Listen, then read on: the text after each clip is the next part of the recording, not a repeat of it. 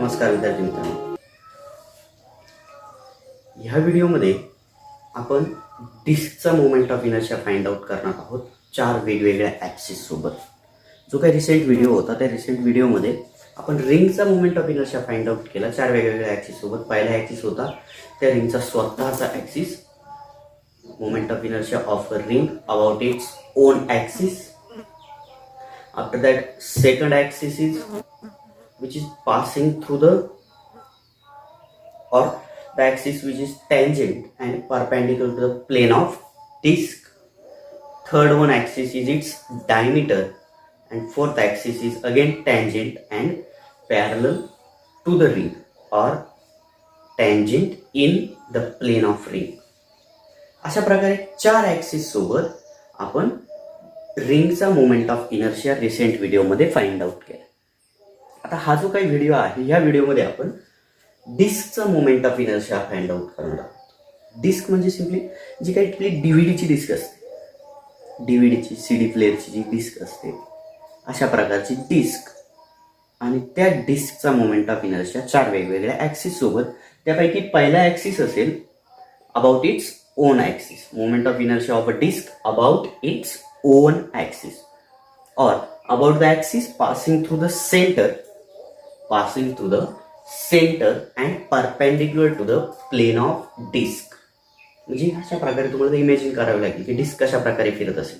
Suppose ही disk आहे, अशा प्रकारे ही डिस्क आहे आणि ह्या डिस्कच्या सेंटरमधून ॲक्सिस ऑफ रोटेशन त्या डिस्कच्या प्लेनला परपेंडिक्युलर असताना पास होतोय आणि त्याच्या भोवती ती डिस्क अशा प्रकारे फिरणार आहे. अशा प्रकारे ती डिस्क फिरते ह्या ॲक्सिस ऑफ रोटेशन सोबत, किंवा ह्याच ॲक्सिसला ट्रान्सवर्स ॲक्सिस असंही म्हटलं जातं. About the transverse axis passing to the centre of mass, moment of inertia of a disc about the transverse axis passing to the centre of mass. अशा प्रकारे हा झाला पहिला ॲक्सिस ज्याच्यासोबत मोमेंट ऑफ इनर्शिया आपल्याला फाइंड आउट करायचा आहे. त्यानंतर नेक्स्ट ॲक्सिस असेल अबाउट द डायमीटर. सपोज हीच डायग्राम मी अशा प्रकारे ड्रॉ करतोय. इथे सर्क्युलर डिस्क कन्सिडर करूया.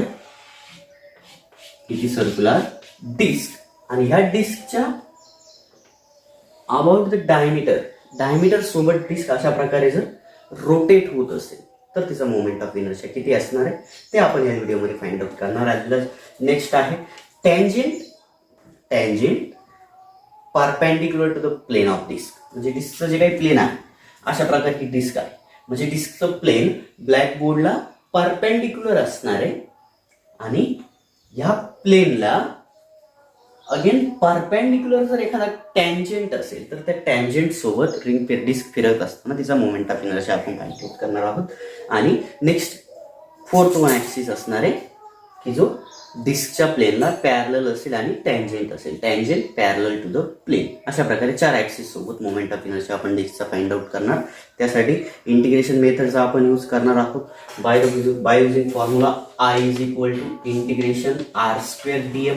हा जो काही फॉर्म्युला आहे कंटिन्युअस ऑब्जेक्टसाठी, या फॉर्म्युल्याचा यूज आपण करणार आहोत. त्यानंतर आपल्याकडे 2 थेरम आहे, एक आहे थेरम ऑफ पॅरलल ॲक्सिस आणि दुसरा आहे थेरम ऑफ परपेंडिक्युलर ॲक्सिस. या 2 थेरमचाही आपल्याला यूज करावा लागणार आहे.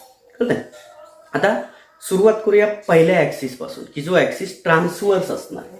हा जो झाला तो ॲक्सिस की जो रिंगच्या डिस्कच्या प्लेनला परपेंडिक्युलर आहे आणि डिस्कच्या सेंटर ऑफ मास मधून पास होतोय. असा ॲक्सिस सोबत मोमेंट ऑफ इनर्शिया आपल्याला डिस्कचा जर फाइंड आउट करायचं असेल तर त्यासाठी मी एक डिस्क कन्सिडर करतोय की जिचं मास असणार आहे m.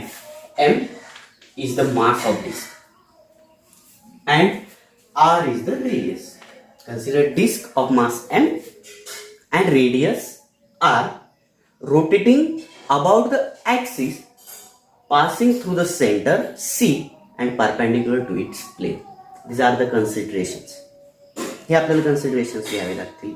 एक डिस्क कन्सिडर करूया, तिचं काहीतरी मास असणार आहे, तिची काहीतरी रेडियस असणार आहे आणि अशा ॲक्सिस सोबत फिरते की जो ॲक्सिस सेंटरमधून पास होतोय आणि त्या डिस्कच्या प्लेनला परपेंडिक्युलर असणार आहे. तो आला पहिला ॲक्सिस, ॲक्सिस ऑफ रोटेशन. तो ट्रान्सवर्स ॲक्सिस किंवा डिस्कचा स्वतःचा ॲक्सिस, त्या ॲक्सिस भोवती डिस्क फिरतीये. कन्सिडरेशन आहे मास m, Radius r rotating about the axis, passing through the center and perpendicular to its plane. Okay. If r is the radius, then area. या सर्व गोष्टी आपण पहिले फाइंड आउट करून घेणार आहोत. रिंगचा डिस्कचा एरिया इज इक्वल किती येईल बरं एरिया. जर हा सरफेस याची रेडियस r असेल तर हा सरफेस एरिया डिस्कचा किती येणार आहे. ऑब्विसली तो आपल्याला पाय r स्क्वेअर मिळणार. हा झाला त्या डिस्कचा एरिया पाय r. आता या डिस्कचा moment of inertia find out करण्यासाठी आपण एक स्मॉल इलेमेंटल रिंग कन्सिडर करणार आहोत. आता रिसेंट केसमध्ये आपण स्मॉल लेंथ इलिमेंट कन्सिडर केला होता रिंगचा. या डिस्कच्या केसमध्ये आपण डिस्कची स्मॉल इलेमेंटल रिंग कन्सिडर करणार आहोत. कळतंय का. अशा प्रकारे ही एक रिंग मी इथं कन्सिडर करतो. ही असणार ती रिंग, इलेमेंटल रिंग. इंटिग्रेशन मेथडने moment of inertia find out करण्यासाठी एक्स एवढ्या रेडियसची इलेमेंटल रिंग मी कन्सिडर केली. आता ही डायग्राम तुम्ही अशा प्रकारे ड्रॉ करूया. जर आपण वरतून जर डायग्राम बघितली तर ती डायग्राम आपल्याला अशा प्रकारे दिसेल. ही ती डिस्क असणार आहे. हा डिस्क झाला सेंटर आणि ह्या सेंटर पासून एक्स एवढ्या डिस्टन्स वरती एक इलेमेंटल किंवा एक्स एवढ्या रेडियसची एक इलेमेंटल रिंग आपण कन्सिडर करणार आहोत की ज्या रिंगची थिकनेस असणार आहे डीएक्स एवढ्या थिकनेस. म्हणजे ही जी काही थिकनेस आहे ही थिकनेस असणार डीएक्स एवढ्या थिकनेसची एक इलेमेंटल रिंग आपण कन्सिडर केली आहे. To find the moment of inertia of a disc, consider elemental ring of radius x and thickness dx. Okay, having mass dm. या पूर्ण रिंगचं इलेमेंटल रिंगचं मास आहे dm. कळतंय. इलेमेंटल रिंग कन्सिडर केली. इलेमेंटल रिंगच का consider केली. नंतर या सर्व रिंग आपल्याला इंटिग्रेट करायचे आहेत. सपोज मी अशा प्रकारे ते खूप स्मॉल रिंग कन्सिडर केली, त्याच्या शेजारी दुसरी एक स्मॉल, दुसरी एक स्मॉल, दुसरी एक स्मॉल, तिसरी एक स्मॉल. म्हणजे अशा प्रकारे रेडियसची व्हॅल्यू 0 पासून r पर्यंत आपण जर कंटिन्युअसली वाढवत गेलो आणि अशा सर्वच्या सर्व रिंग जर एकत्र केल्या तर आपल्याला डिस्क मिळणार आहे ऑब्विसली. मग आपण इलेमेंटल रिंग कन्सिडर केली आहे की जिची रेडियस आहे x आणि थिकनेस आहे dx. मग dm रिंगचं जे काही मास आहे ते मास आपण कन्सिडर करणार आहोत dm. ओके, आता या इलेमेंटल रिंगचाही एरिया फाइंड आउट करूया. Area of elemental ring.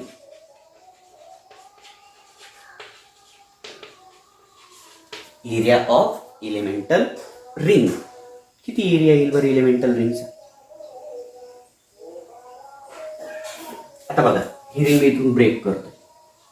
Ring काय केली मी, ब्रेक केली आणि अशा प्रकारे ती सरळ जर केली तर मला अशा प्रकारची एक स्ट्रीप मिळणार. ओके, मिळणार. रिंगला इथून मी ब्रेक केलं आणि सरळ केली तर अशा प्रकारची एक स्ट्रीप मिळेल. या स्ट्रीपची ही जी काही थिकनेस आहे ही थिकनेस आहे dx आणि ही जी काही टोटल लेंथ आहे या टोटल लेंथला मी 2πx म्हणू शकतो. म्हणू शकतो. ही रिंगचा टोटल सर्कम्फरन्स म्हणजे ही पूर्ण लेंथ असणार आहे 2πx और 2πr असते, बट रेडियस आपल्याकडे x आहे मग 2πx. मग याचा जर एरिया फाइंड आउट करायचा असेल, एरिया ऑफ इलेमेंटल रिंगचा एरिया dx इंटू 2πx येणार आहे. मग तो एरिया येतोय 2πx इंटू dx. हा झाला एरिया. त्यानंतर dm ची व्हॅल्यू फाइंड आउट करू. Mass of elemental ring dm is equal to, कसं फाइंड आउट करणार. आता बघा, डिस्कचा टोटल सरफेस एरिया आहे πr² आणि ह्या पूर्ण सरफेस एरियावरती डिस्कचं जे काही टोटल मास होतं m, हे मास युनिफॉर्मली डिस्ट्रीब्यूट झालेले. युनिफॉर्म डिस्कचा आपण कन्सिडर करतो आणि ह्या युनिफॉर्म डिस्कच्या पूर्ण एरियावरती तिचं मास युनिफॉर्मली डिस्ट्रीब्यूट झालेलं असणार. ओके, ह्या युनिफॉर्म डिस्ट्रीब्युशनमुळं किंवा ह्या युनिफॉर्म डिस्ट्रीब्युशनचा यूज करून आपण ह्या डीएम ची व्हॅल्यू फाइंड आउट करू शकतो. आता सपोज रिंगचा मास जर एम असेल आणि रिंगचा एरिया पाय आर स्क्वेअर असेल, तर रिंगच्या डिस्कचा एरिया पाय आर स्क्वेअर असेल, तर त्या डिस्कच्या युनिट एरियाचं मास किती येणार आहे? Mass per unit area. Okay, मग mass per unit area, mass per unit area into area of a ring. आता हे मास पर युनिट एरिया कुणाचा असणार आहे? Of disc. डिस्कच्या युनिट एरियाचं मास, डिस्कच्या युनिट एरियाचं मास इंटू रिंगचा एरिया, म्हणजे त्या इलेमेंटल रिंगचं मास आपल्याला मिळणार आहे. आपण यूज केलंय मास पर युनिट लेंथ, मास पर युनिट एरिया. युनिट एरियाचं मास जर एवढा, युनिट एरियाचं मास आहे 1 kg, म्हणजे 1 मीटर स्क्वेअर, 1 सेंटीमीटर स्क्वेअरचा मास आहे 1 kg. तर 10 सेंटीमीटर स्क्वेअरचा मास किती येणार? ऑब्विसली 1 × 10 आपल्याला मिळणार. कळतंय? मग त्याच प्रकारे युनिट एरियाचा मास इंटू एरिया म्हटल्यानंतर डीएम ची व्हॅल्यू आपल्याला मिळेल मास ऑफ द रिंग. आणि त्या रिंगचं मास आपण फाइंड आउट करणार आहोत. D M is equal to mass per unit area. Mass per unit area, mass आहे डिस्कचं एम, डिस्कचा एरिया आहे पाय आर स्क्वेअर इंटू, हे झालं mass per unit area, into area of a ring, elemental ring. Elemental रिंगचा area किती मिळाला? 2πx into dx. हा झाला त्या रिंगचा मास. तर हे मास का फाइंड आउट केलंय? आपल्याला त्या इलेमेंटल रिंगचा moment of inertia find out करायचा आहे. आणि नंतर अशा सर्व रिंग 0 पासून आर पर्यंत इन्क्रीजिंग रेडियसच्या ज्या काही सर्व रिंग्स असतील, या सर्वच्या सर्व रिंगला आपण इंटिग्रेट करणार आहोत आणि मग पूर्ण डिस्कचा मोमेंट ऑफ इनर्शिया आपल्याला फाइंड आउट करता येईल. कळतंय? मग त्यासाठी आता डीएम एवढं मास असलेली रिंग अशा प्रकारे ऍक्सिस ऑफ रोटेशन भोवती फिरती, बरोबर? मग ही रिंगची केस झाली. ही रिंग ट्रान्सवर्स ऍक्सिस सोबत जर फिरत असेल तर रिंगचा मोमेंट ऑफ इनर्शिया किती असतो? mr². m is the mass of ring and r is the radius of ring. मग ह्या इलेमेंटल रिंगचं मास आपल्याला मिळाले dm. इलेमेंटल रिंगची रेडियस आपल्याला मिळाली आहे x. मग ह्या इलेमेंटल रिंगचा moment of inertia of elemental ring किती मिळेल? ही डायग्राम मी रब करतोय, ही थोड्या वेळ रब करूया. Moment of inertia of ring, elemental ring, small ring आहे, DI is equal to consider करेल. किती असतो रिंगचा मोमेंट ऑफ इनर्शिया? अशा प्रकारे जर ट्रान्सवर्स ऍक्सिस सोबत रिंग फिरत असेल तर मोमेंट ऑफ इनर्शिया किती असणार? mr², mass of ring into रेडियसचा स्क्वेअर. मास मिळालाय dm आणि रेडियस मिळाली x आणि त्याचा स्क्वेअर. हा झाला moment of inertia of elemental ring. डिस्कच्या इलेमेंटल रिंगचा moment of inertia find out केलाय. DI is equal to dm into x². dm ची व्हॅल्यू आपल्याला मिळाली आहे m/πr², m/πr²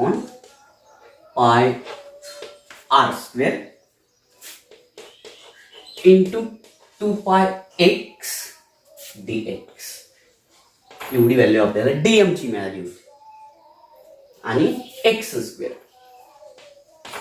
which is equal to pi get cancel, x² आणि x³ होणार आहे. मग m/r²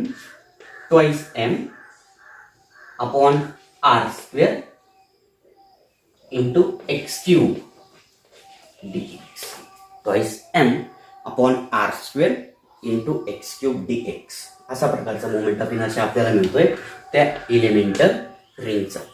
आता बघा, जी काही डिस्क आहे, डिस्क काय कन्सिडर करतोय, एलिमेंटल रिंग आपण कन्सिडर करतोय, आणि जी पूर्ण डिस्क आहे ती पूर्ण डिस्क इथं आपण रिंग कन्सिडर केली होती एक्स एवढ्या रेडियसची. अशा प्रकारच्या सर्वच्या सर्व रिंग मी कन्सिडर केल्या तर पहिले रेडियस कन्सिडर करूया नियरली इक्वल्स टू 0. खूप स्मॉल रेडियसची रिंग आपण पहिले कन्सिडर करणार आहोत. खूप स्मॉल रेडियसची रिंग आपण पहिली कन्सिडर करणार आहोत. त्यानंतर अशा प्रकारे इन्क्रीजिंग रेडियसच्या जर सर्वच्या सर्व रिंग आपण एकत्र केल्या, इंटिग्रेट केल्या up to the radius R, तर आपल्याला मिळतीये डिस्क. बरोबर. म्हणजे हे जे काही इक्वेशन आहे, ह्या इक्वेशन मध्ये एक्स ची व्हॅल्यू जर 0 पासून आर पर्यंत आपण व्हॅरी करत गेलो, एक्स ची व्हॅल्यू 0 पासून आर पर्यंत जर व्हॅरी करत गेलो आणि इंटिग्रेट केल्या त्या सर्वच्या सर्व रिंग्स, तर आपल्याला मिळतीये डिस्क. ओके. मग to find moment of inertia of a disk, to find moment of inertia of a disk, we have to integrate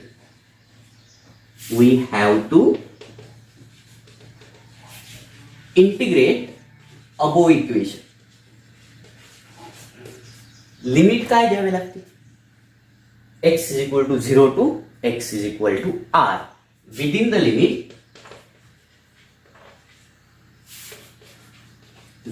limit x is equal to 0 to x is equal to r.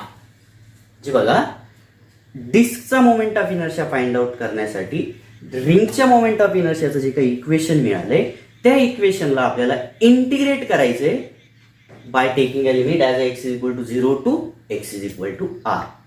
मग आपल्याला मिळेल disk. बरोबर. डिस्कचा moment of inertia मिळेल. मग बघा, equation आपल्याकडे होतं D I is equal to twice M upon R square. याला घ्यायचंय इंटिग्रेट. देअरफॉर इथं म्हणूया moment of inertia of a disc I is equal to moment of inertia of a disc I is equal to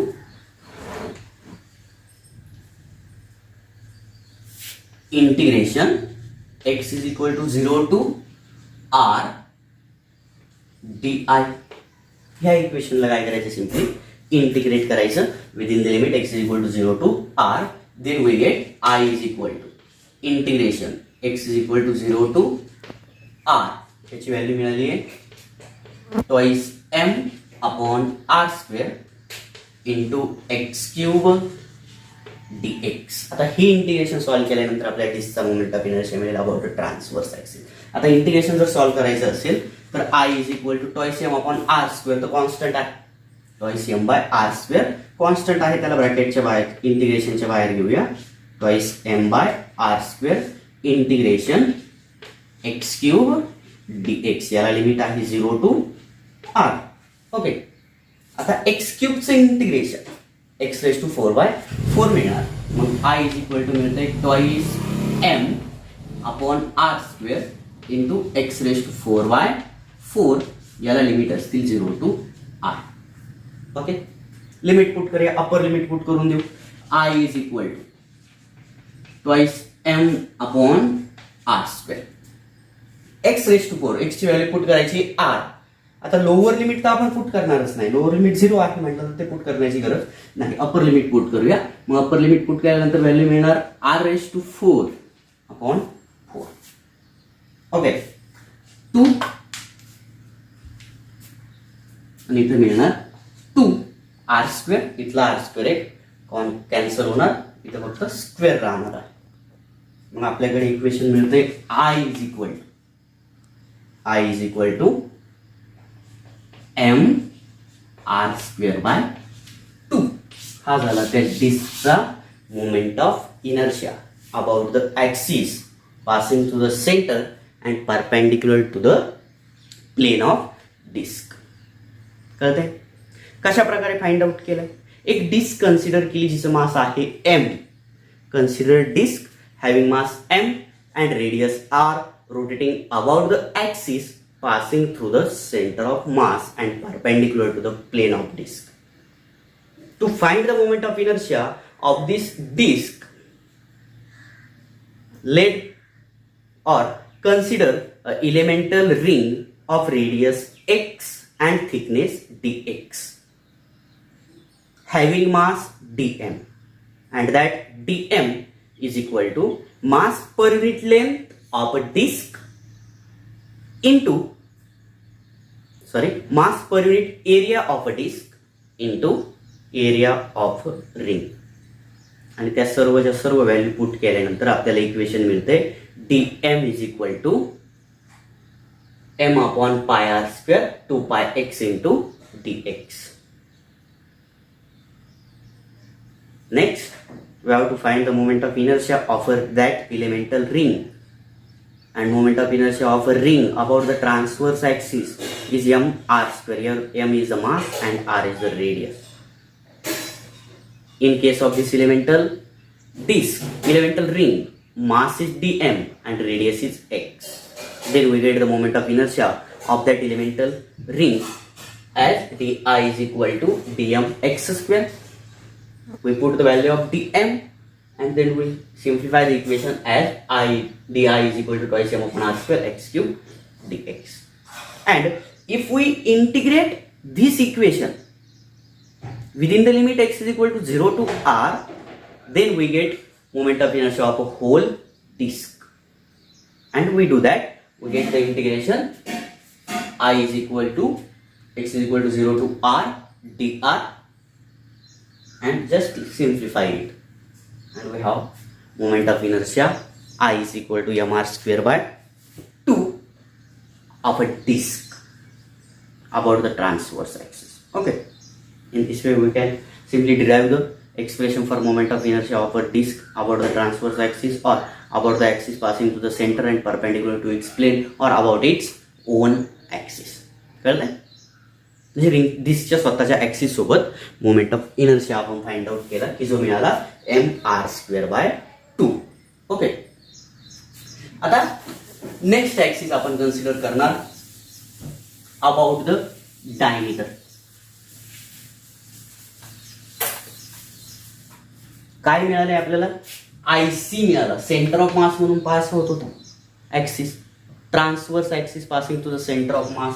त्याच्यासाठी moment of inertia मिळाला M R square by 2. याची गरज आपल्याला पडणार आहे म्हणून मी इथं अशा प्रकारे लिहून ठेवले. आता नेक्स्ट ऍक्सिस कन्सिडर करणार आहोत about the diameter. Moment of inertia of a disc about the diameter. आता ही ती disk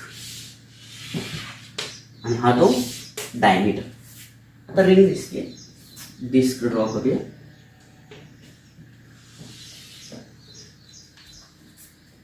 disk about the diameter ती अशा प्रकारे रोटेट होती. नाहीतर ही डायग्राम दिसत नसेल, ज्यावर तुम्ही वरतून अशा प्रकारे डायग्राम बघाल त्यावेळेस ही डायग्राम अशा प्रकारे ही डिस्क असणार आणि हा असेल तो ऍक्सिस ऑफ रोटेशन. आता जसं आपण रिंगच्या बाबतीत केलं होतं, डायमीटर मध्ये आपण 2 ऍक्सिस कन्सिडर केलेत. एक ऍक्सिस कन्सिडर केला होता एक्स ऍक्सिस, दुसरा ऍक्सिस वाय ऍक्सिस. दोनही ऍक्सिस म्हणजे त्या डिस्कचे रिंगचे डायमीटर्स असणार. कळतंय? मग याला मी म्हणतोय एक्स ऍक्सिस, याला मी म्हणतोय एक्स ऍक्सिस, याला मी म्हणतोय वाय ऍक्सिस. दोनही ऍक्सिस डिस्कच्या प्लेन मध्ये आहेत, एकमेकाला परपेंडिक्युलर आहे आणि या सेंटर सी मधून पास होणारा अशा प्रकारे एक झेड ऍक्सिस कन्सिडर करूया. ब्लॅकबोर्ड मधून असा बाहेर येतोय तो झेड ऍक्सिस. असे 3 ऍक्सिस की जे एकमेकाला परपेंडिक्युलर असतील, कॉन्करंट असतील. त्यापैकी 2 ऍक्सिस डिस्कच्या प्लेन मध्ये असतील, एक ऍक्सिस डिस्कच्या प्लेनला परपेंडिक्युलर असेल. अशा प्रकारच्या सर्व रिक्वायरमेंट जर असतील तर आपण थेरम ऑफ परपेंडिक्युलर ऍक्सिसचा यूज इझिली करू शकतो. मग आपल्याला थेरम ऑफ परपेंडिक्युलर ऍक्सिसचाच यूज इथे करायचा आहे. कळतंय? मग बघा, डायग्राम मी पुन्हा एकदा व्यवस्थित ड्रॉ करतोय.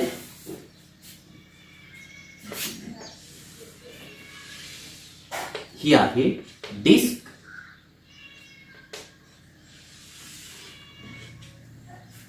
त्यानंतर हा आहे सेंटर, हा डिस्कच्या प्लेनला परपेंडिक्युलर असलेला ऍक्सिस, याला मी म्हणतोय झेड ऍक्सिस. याच्या भोवती मोमेंट ऑफ इनर्शिया येतो IC is equal to IZ is equal to IC का म्हटलंय, सेंटर ऑफ मास मधून पास होणारा ऍक्सिस आहे म्हणून मी म्हटलंय IC. IZ is equal to mr²/2 moment of inertia मिळतो. आता आणखी एक ऍक्सिस कन्सिडर करूया. हा ऍक्सिस, याला मी म्हणतोय Y ऍक्सिस. दुसरा एक ऍक्सिस कन्सिडर करूया, X ऍक्सिस. कळतंय का? आता इझिली थिअरम, हे दोन ऍक्सिस एकमेकाला परपेंडिक्युलर असणार आहे. त्यानंतर हा ऍक्सिस या दोन ऍक्सिसला परपेंडिक्युलर असणार आहे. Z axis is perpendicular to Y axis and X axis also. X axis and Y axis are perpendicular to each other. X axis and Y axis are lying in the plane of disk and Z axis is perpendicular to the plane of disk. All the three axes are concurrent. Then we can use the theorem of perpendicular axis. By using theorem of perpendicular axis, IZ is equal to IX plus IY. But IX and IY both are equal to ID. कळतंय का? दोनही axis काय असणार आहे, diameter असणार. IX आणि IY both are equal to ID. Therefore IZ is equal to ID plus ID. IZ becomes mr²/2 is equal to twice ID and ID is equal to काय मिळते, mr²/4. This is the moment of inertia of a disk about the diameter. डिस्कचा तुम्ही कोणताही diameter consider करा, तो diameter असा असू द्या, असा असू द्या, असा असू द्या, कोणत्याही डायरेक्शनचा डायमीटर तुम्ही कन्सिडर केला, त्या डायमीटर भोवती जर डिस्क फिरत असेल तर तिचा मोमेंट ऑफ इनर्शिया आपल्याला मिळणार mr²/4. This is the expression for moment of inertia of a disk about its diameter. मग ID आपल्याला मिळालाय mr²/4. ID is equal to mr²/4. Okay, पहिला ऍक्सिस, दुसरा ऍक्सिस, डायमीटर. तिसरी case, third, about the tangent.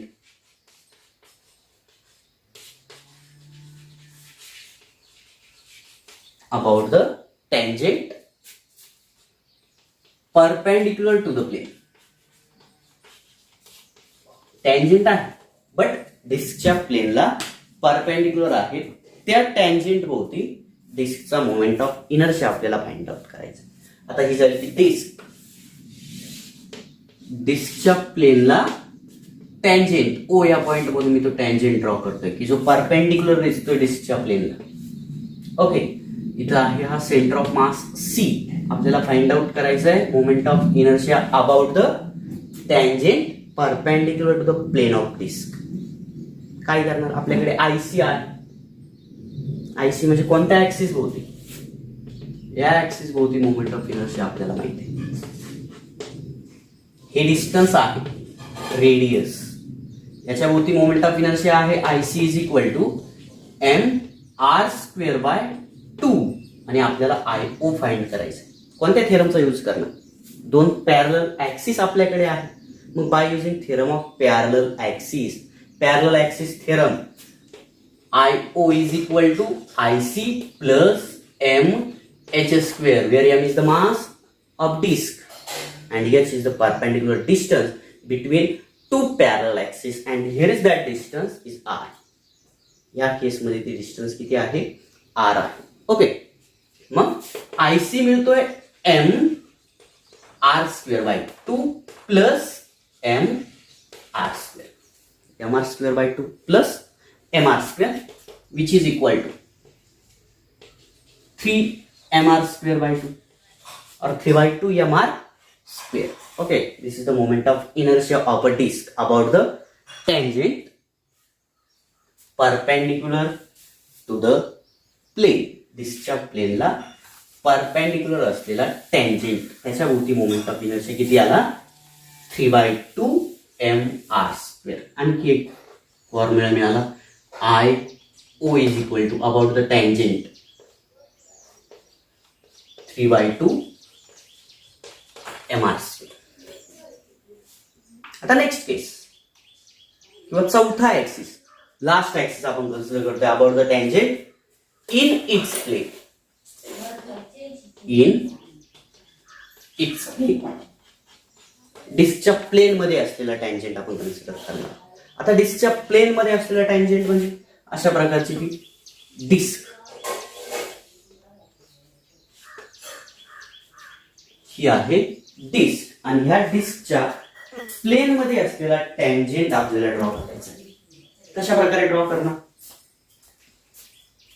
इथं एक point घेतोय मी, ज्याला मी म्हणतो O, आणि हा झाला तो टँजेंट की जो डिस्कच्या प्लेन मध्ये आहे.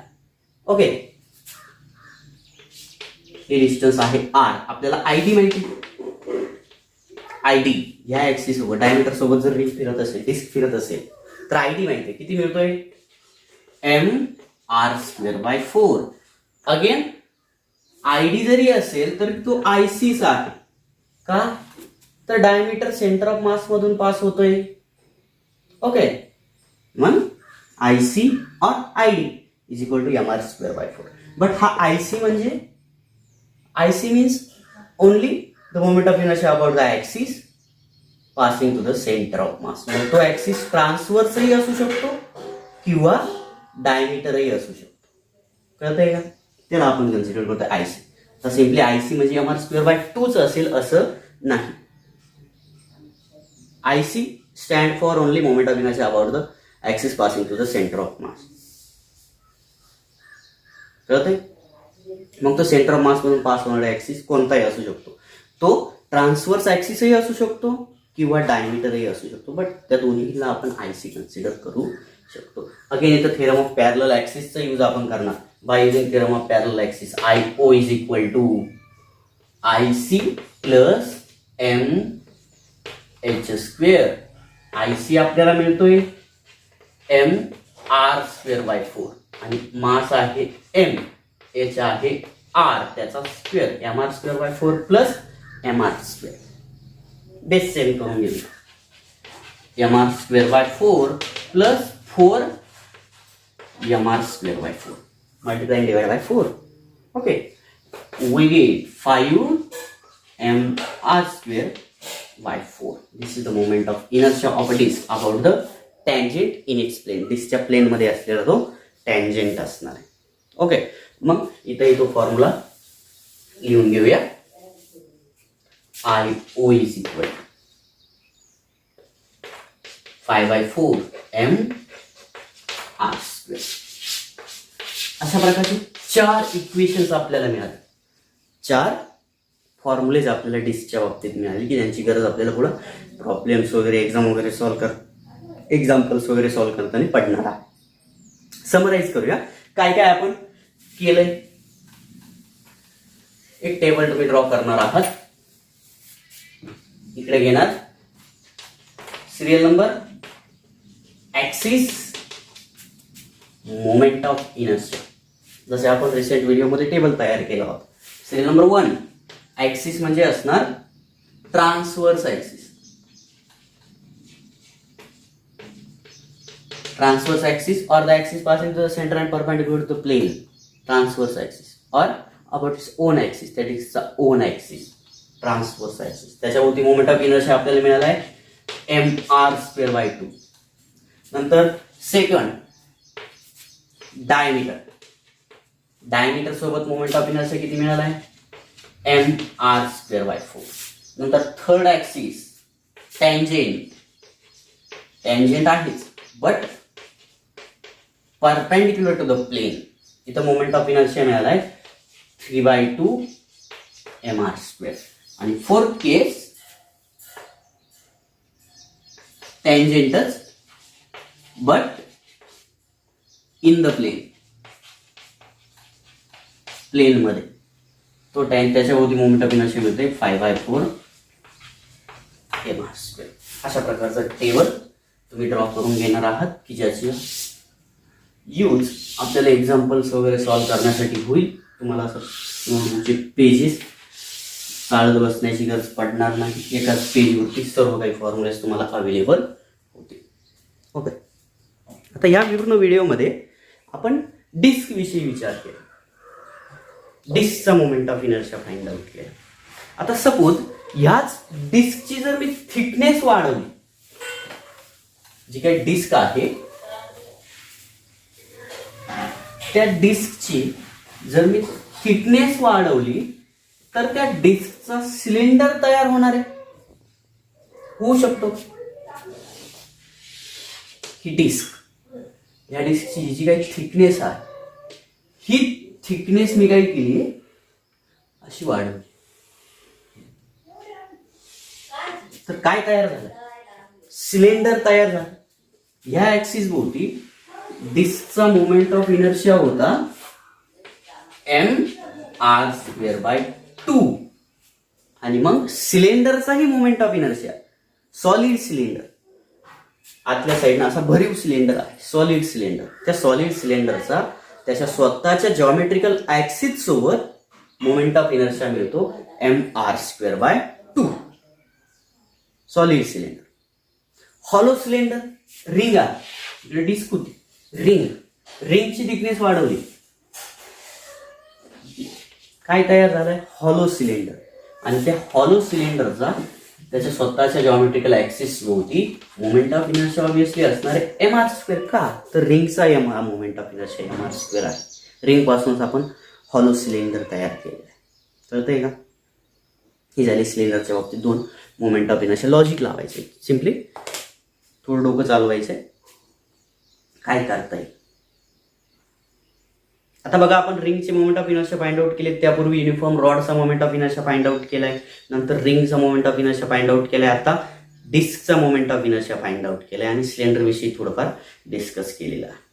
अशा भरपूर साऱ्या बॉडीज आहेत. हॉलो स्पियर असेल, सॉलिड स्पियर असेल, त्याला आपण रिजिड स्पियर असं म्हणतोय, त्यांची ही मोमेंट ऑफ इनर्शिया आपण फाइंड आउट करू शकतो by using integration method and by using theorem of parallel axis as well as theorem of perpendicular axis. Okay,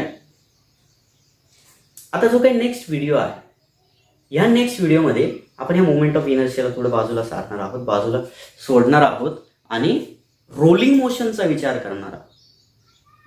जर तुम्ही बायसिकल चालवत असाल तर बायसिकलच्या फ्रंट व्हीलचा किंवा रिअर व्हीलचा जर विचार केला तर ती व्हील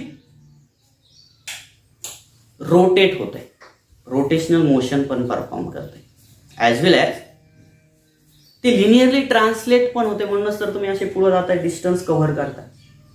मग या रोटेशनल मोशनचं आणि ट्रान्सलेशनल मोशनचं कॉम्बिनेशन करून जे काही मोशन तयार होते त्या मोशनला आपण म्हणणार रोलिंग मोशन. त्या मोशनला आपण म्हणणार रोलिंग मोशन.